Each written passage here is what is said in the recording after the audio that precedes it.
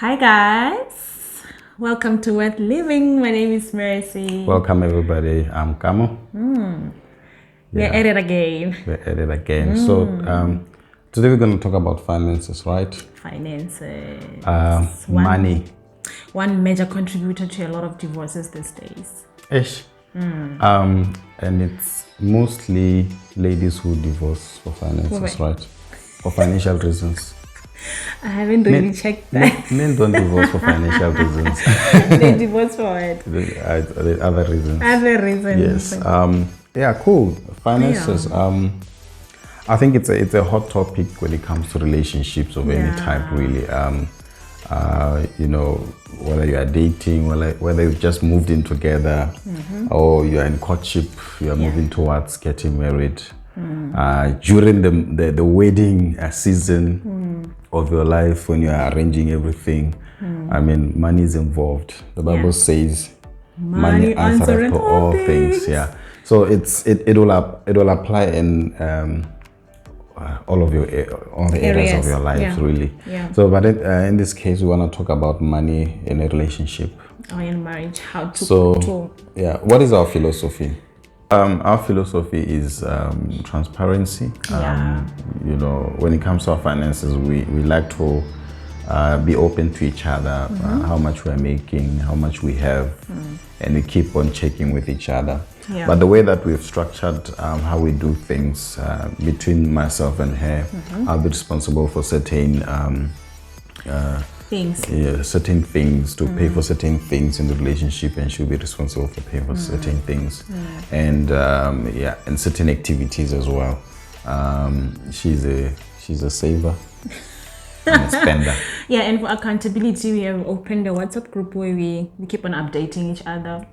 What we buy. It's not really like a monitoring thing. No, it's not a monitoring thing. Yeah. Like everybody can do what they want to do, but as long as they communicate it, and then we have our WhatsApp group where we just communicate what we have spent, how much we have spent, and so all that. And it applies to also our business, right? Yeah. We learned it from a couple of people. So it's important to track your finances, right? So that you can evaluate later on and see what you use the money for, and see whether you need to change how you use the finances or what you can do to improve it. So we learned that it's important to track your money. It can be quite tedious in the first time, and doing it for the first time you forget.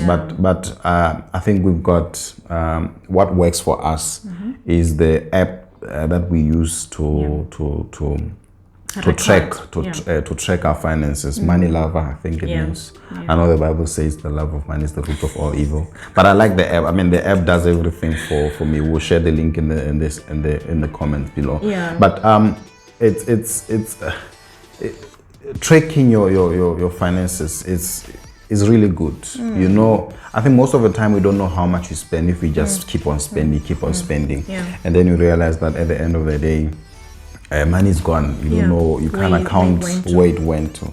So for us, that works for us really, to track the money that we use and be able to evaluate later on. There's some people that usually want to do some certain projects, and then maybe they feel a certain project might need a lot of money, but through this app, by tracking how we use our finances, we are able to see if we are using a certain amount of money for certain things. That means we can be able to buy bricks for a project that you want to do. But sometimes if you don't track, you won't be able to see if you can be able to achieve a certain project. Yeah, because sometimes I think you underestimate.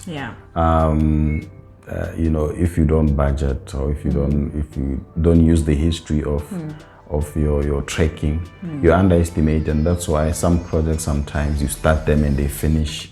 They stop halfway, and you have to go back again to your drawing board and see where you can source money. And I know what we are discussing is not for wealthy people, right? Wealthy people will be a different case, but I believe I'm talking to on middle income earners. That's how we go with our finances. Yes, and number 2 is saving. What's our philosophy we don't save if there is no purpose attached to it. Yeah, because it's simple. I mean, if you save money, if anything comes as an emergency or whatever, it will chow the money because, or if you like something in the shops, if you're an impulsive buyer, like I tend to be, you end up buying things. So saving is good, but every time you save, say I'm saving to buy this and accumulate money until it reaches that, then you can buy that thing. But just saving, because the truth is, just saving, if you look at the interest rates on saving accounts, it's really nothing. Sometimes you're actually losing. So it's better to save and do something. It's just like business, right? Yeah. If you save, say I'm gonna save 50,000 pula to start a business, you start saving that money and you open up a business. Compared to just saving 50,000 pula and you don't know what you're going to do. As I said, the bank continues to eat on your money in a way. And as time goes on, money really loses value. But if you save and say, for example, which is a good thing actually, save to say I'm going to open a business that will make more money faster than just saving, then you are going somewhere. Yeah. And another thing that we do over and above saving is coming up with other income streams. Most of you that know us, you know that we have a business. And it's important that when you are in marriage or in a relationship, you do have other streams of income other than relying on your salary to be able to achieve some certain things. So and I know you are very good. So I mean, my wife comes to me every other day. She has a new business idea. I think now you are busy finding what you can do online. Actually, I've started during your with free time. Some online business. I think I'll have another podcast on that. So you constantly have to come up with new streams and fail as much as you can. Because you never know which stream is going to be your bread and butter, right? And you keep trying until you find the right one. I mean, when it comes to our florist business, you started it in 2016. 2016. We have passed the 5-year mark. We're getting somewhere because the truth is, most of the time businesses start, they fail in the first 3 years. If you make it to 5 years, it's your final death. If you don't die, it's possible that the business will be going somewhere. So start as many streams as you can and see that you try and invest whatever quantity of time and thinking, brainstorming on that business and see where it takes you, so that you see whether it will not work or it will work. Then you can move on to the next one, and you can do a couple of them at the same time. But don't forget to attach a purpose to that money that's going to be coming through whatever stream that you be coming up with. And actually on that, it's important to attach a purpose even to a business that you're starting, because everything that you see, every business that you see that's big, they started small, right? So the way that most of them worked is that they had a certain business starting, right? And that business will be used to finance another bigger dream, right?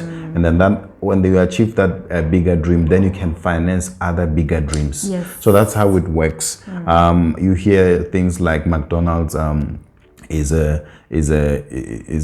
actually a property company. You think it's a burger company, but they actually invest in property. So things like that.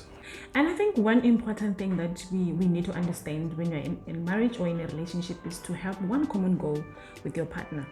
All these things that we are sharing with you today, they're achievable because we are both on the same page. So it's important that both parties are on the same page, because if I'm alone on a certain goal, you're definitely going to take the money and channel it somewhere else because I haven't really communicated where we are going with it. When you get different ideas on what to invest in, what to put money into, now you start having issues where there's delays because now the money that you could be using for this is being stretched into another project while the other project is waiting. And I know that sometimes you have to do a couple of projects at the same time. There's a certain lady who likes saying, you know, when you start off in life, we do so many things, and then by the time you reach your 50s, 60s, that's when everything comes together. But I know why you said that, because starting many things at the same time also can delay you in so many places. So be strategic about it. If it means this month we are going into this one, and then we leave it somewhere, and then the following month we move on to this one, we take it to a certain level, just like that. Yes, a balance. Yeah, make sure there's a balance on that. So that's basically what we do when it comes to our finances. And then we do have some investments. You know, there are different types of investments, right? Yeah. Like property, farms, and all that. And we really believe that for you to call something an investment, right, is when it's really increasing in value, or it's making money for you. I know a lot of us in Botswana, and I believe, and I heard it's the same case in Kenya and Nigeria. Some people call buying many plots investment. But what's happening there is actually that you are buying things that could bring value, but they're not bringing value. So the best thing is to realize the value out of whatever investment, you know, in a certain period. For example, if you say I'm going to invest 100,000 pula in a stock, it's going to give you dividends, and you see it's actually something growing. Compared to buying 5 plots and they are not built, they're just there. Stagnant. You're not doing anything. You are losing in that time. You are losing in that time. So the best thing would be to buy a plot. And if its purpose is to build on it and sell it, do that. And then move on to the next one, buy it, build it, or rent it out, whatever, whatever purpose you have attached to it. And, you know, I was reading Ingram's book, How to Be Your Own Financial Advisor. You know, he speaks about the fact that, you know, being in property doesn't mean you should build. Right? It doesn't mean you have to physically be out there in the site building or buying plots. One way of investing in property is, you know, investing in companies that are into property. So where you cannot build a mall by yourself, if you invest in a company that owns a mall or warehouses, that's investing in property, and it gives you less of a maintenance cost, because the company will deal with all of the other expenses that come with property. And you, of course, it won't be a big portion depending on how much you've invested. But you sit back and enjoy your dividends in property. Without having to deal with tenants, maintenance and stuff like that. And you can confidently say, I have invested in property. But you didn't build. You actually bought shares. Or something. Totally. So what else? So you know, one thing I've realized about a lot of us in Botswana, I'm just going to speak about us in Botswana. I don't know about other countries, but one thing I've realized is that we tend to be afraid to invest or to take some big decisions earlier. You know, where I work, or sometimes when you want to take a mortgage, okay, that's a topic for another day when I'm talking about the mortgage, but sometimes it's just a way of achieving property, right? But that's a topic for another day. But one thing I've realized is that some people are afraid of taking that decision. But what we know and what we believe is that you need to take that decision of going through that route at an early age. So the advantage, sorry. Yes, because when you start taking that route at a later stage, you find out that you don't qualify for a certain amount of money that could get you the actual property that you want. So our philosophy, or what we believe in, is that you should have a lot of projects, and then now while we are young, and then by the time we reach a certain age, we are able to say, wow, we did it. So that's the value of starting early. I mean, and you can start small. You know, starting early, the advantage also is that besides the fact that you have time to, you know, to adjust along the way, is that you start early and you can start small with what you can afford at that time and build on it, right? That's the advantage compared to studying later on and having to learn a lot of things in a shorter time because you're approaching retirement. If at all you believe in retirement. So starting early has benefited us a lot. So it's also important, like I already mentioned, that when you are planning finances or anything or any goals and projects that you have in marriage or in a relationship, it's important that you communicate it and then that you are all at the same page. But then what's important as well is the accountability that we have with each other. You know, we have several projects, and sometimes one of us can just get carried away with the other one, and then we tend to forget the other one. But the accountability that we have for each other, it's important that you keep on reminding each other, you know, we have this project, you know, we're at 50% on this one, so I think this month let us not invest on this one, let us go with this one. So it's important at the same time that you don't leave the accountability one-sided. So and it's also important to agree on the projects before you start, and you know, sell it to your partner if it's your idea. If it didn't magically come to both of you at the same time, but you need to sell it to your partner and make sure that they buy into it, because you need their help to achieve that project. I mean, when you started your flower business, now our flower business, I didn't know much about it, and I thought it's you know, it's not my area, but you know, the little support I gave was to say go on and do it, you know. And I think at that time was because I wanted to start the other business that I thought I would focus on. But I've come to realize that it's important for me to buy into your vision.